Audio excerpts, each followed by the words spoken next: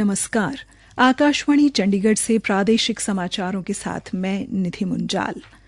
वित्त मंत्री निर्मला सीतारमण ने आयकर विभाग से करदाताओं को भेजे जाने वाले नोटिस की भाषा को सरल और स्पष्ट बनाने का आह्वान किया है, जिससे मतदाताओं व करदाताओं की डर की भावना पैदा न हो। नई दिल्ली में आयकर की 165वें वर्ष के कार्यक्रम में वित्त मंत्री ने कहा कि आयकर नोटिस या पत्र की भाषा सरल होनी चाहिए, जिससे सामान्य करदाता इसे आसानी से समझ सके। श्रीमती सीतारमण ने भेजे गए नोटिस के कारण का स्पष्टीकरण शामिल करने की आवश्यकता पर भी बल दिया।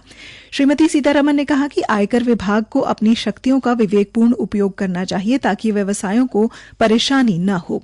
वित्त मंत्री ने यह भी कहा कि 72% करदाता पुरानी व्यवस्था से नई कर व्यवस्था में आए हैं। उन्होंने कहा कि नए करदाताओं की संख्या बढ़ी है और कर दायरा भी बढ़ रहा है। हरियाणा के राज्यपाल बंडारू दत्तात्रेय ने कहा कि एस्कॉन इंस्टीट्यूट ऑफ टेक्नोलॉजी शिक्षा में उत्कृष्टता के प्रति अपनी अटूट प्रतिबद्धता के साथ साथ सीखने, नवाचार और समग्र विकास का एक प्रतीक है। ये केवल एक शैक्षणिक संस्थान नहीं है, यह आध्यात्मिक समुदाय द लास्ट सेंटर की एक प्रबुद्ध समाज के निर्माण की प्रतिबद्धता का एक जीवंत प्रमाण है। हरियाणा के राज्यपाल कल फरीदाबाद स्थित एस्कॉन इंस्टीट्यूट ऑफ टेक्नोलॉजी द्वारा आयोजित दीक्षांत समारोह में बतौर मुख्य अतिथि संबोधित कर रहे थे। उन्होंने कहा कि छात्रों को सिर्फ नौकरी प्राप्त करने के लिए नहीं, बल्कि अपने जीवन को सार्थक बनाने के लिए ज्ञान अर्जित करना चाहिए। जब वे इस राह पर अपने कदम आगे बढ़ाएंगे, तब वे नौकरी लेने वाले नहीं बल्कि नौकरी देने वाले बनेंगे। राज्यपाल ने गुणवत्तापूर्ण शिक्षा, नैतिक मूल्यों और युवाओं को समाज में सकारात्मक योगदान देने की आवश्यकता पर भी बल दिया। राज्यपाल बंडारू दत्तात्रेय ने फरीदाबाद के लिंग्यौज विद्यापीठ के ऑडिटोरियम रंगमंच का भी उद्घाटन किया।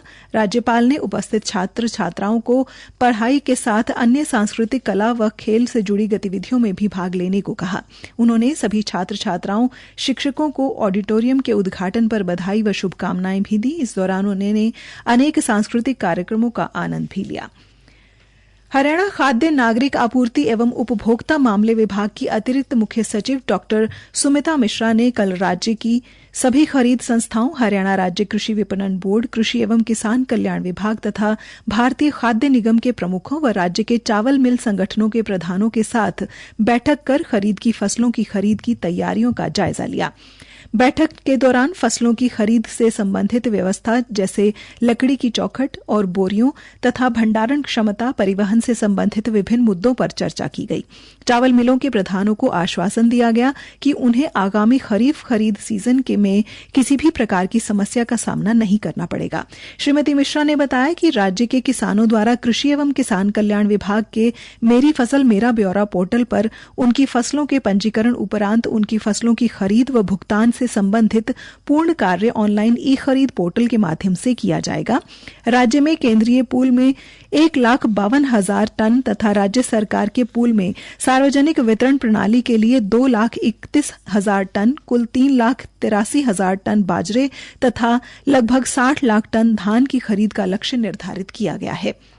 उन्होंने बताया कि राज्य में खरीफ खरीद सीजन 2024-25 के दौरान धान के लिए 241 जरा के 91 मक्का के लिए, 19 मूंग के लिए, 38 मूंगफली के लिए, 7 तिल के लिए, 27 अरहर के लिए, 22 तथा उड़द के लिए 10 खरीद केंद्र खोले गए हैं।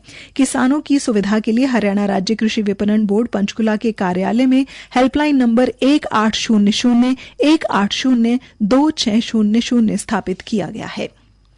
भारतीय पहलवान रौनक दहिया ने कल जॉर्डन में अंडर 17 विश्व कुश्ती चैंपियनशिप में पुरुषों की 110 किलोग्राम भार वर्ग की ग्रीको रोमन स्पर्धा में कांस्य पदक जीता। दहिया ने निर्णायक पद स्पर्धा में तुर्की के पहलवान इमरुल्लाह कैप्कन को 6-1 से हराया।